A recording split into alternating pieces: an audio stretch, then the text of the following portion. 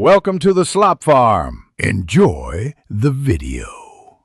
You begin by confirming prerequisites and then take the first actionable step.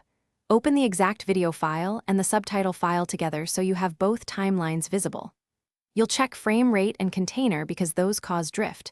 Once found, note the discrepancy in seconds or frames. Next, load the subtitle into an editor or player that can shift timing. This is not optional.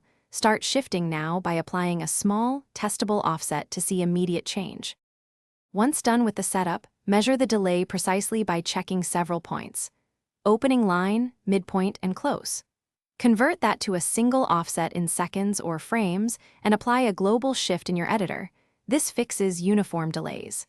If lines drift over time, make a timing map and stretch or compress subtitle timestamps to match video playback. You'll adjust keyframes at intervals. Make sure to preview repeatedly so you can catch nonlinear drift before finalizing. To finish, export your corrected subtitle using the same encoding and compatible format, then test it on the target player and device. This confirms real-world sync.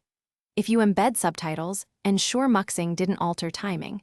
If external, confirm the player didn't auto-scale timestamps. If things go wrong, check for frame rate conversion between source and delivered file. That usually causes progressive drift, and you'll need to resync keyframes at several timestamps to correct it.